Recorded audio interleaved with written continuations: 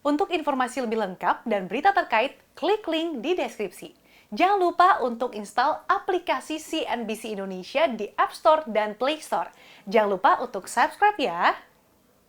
Pemerintah Indonesia tengah gencar membidik sejumlah alat utama sistem persenjataan atau alutsista untuk mereformasi peralatan militer tanah air.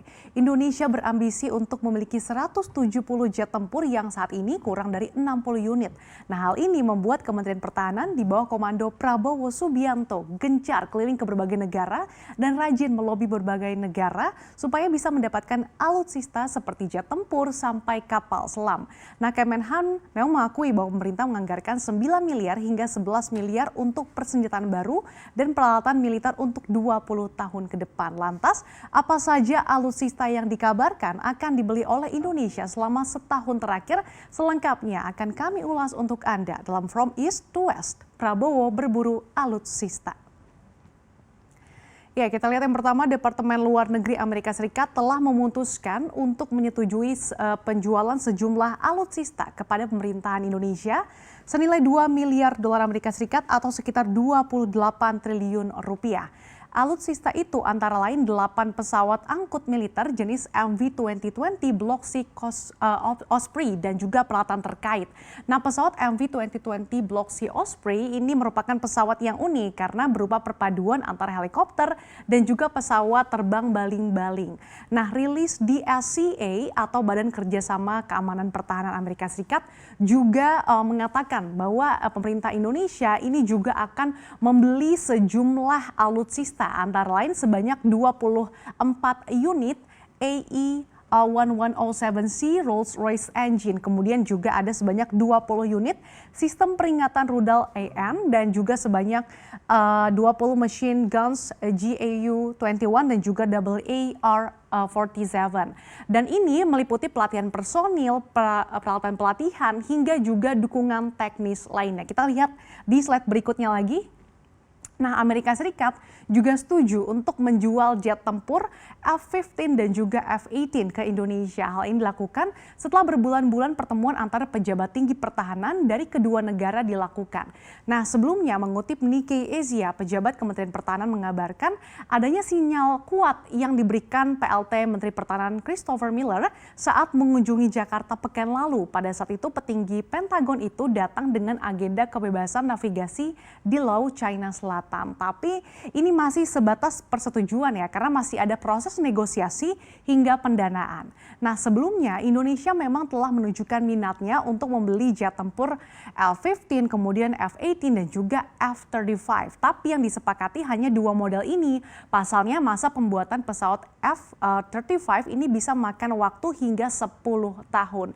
Nah, jet tempur F-15 ini adalah pesawat tempur taktis di segala cuaca dengan bermesin ganda buatan Amerika Serikat yang dirancang oleh McDonnell Douglas yang sekarang ini bagian dari Boeing.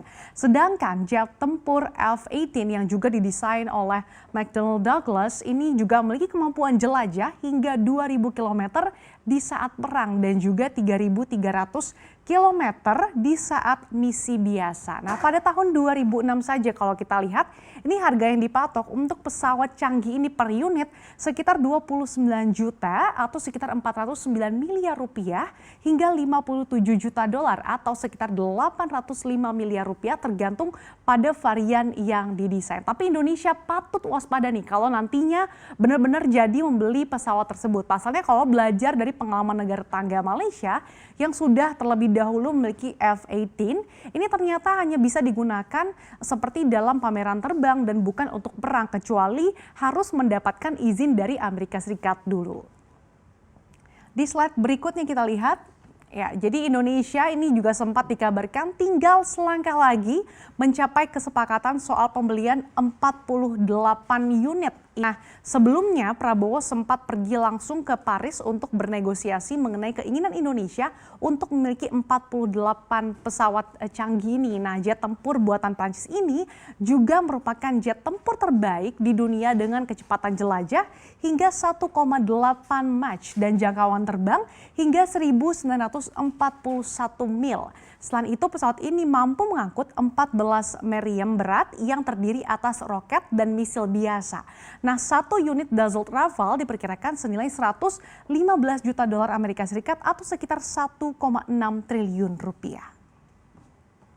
Nah, selain itu, Indonesia kini menjajaki pemesanan kapal selam juga. Ini kelas Riachuelo yang merupakan modifikasi dari kelas Scorpene. Yang tentu ini bisa bikin gentar negara tangga. Nah, kapal selam kelas Scorpene ini memang sudah dimiliki oleh Malaysia sebanyak 2 unit. Namun, Naval Group selaku galangan kapal pembuat kapal selam ini memastikan bahwa kapal selam Riachuelo ini sudah mengalami berbagai perubahan dari Scorpene yang sudah ada.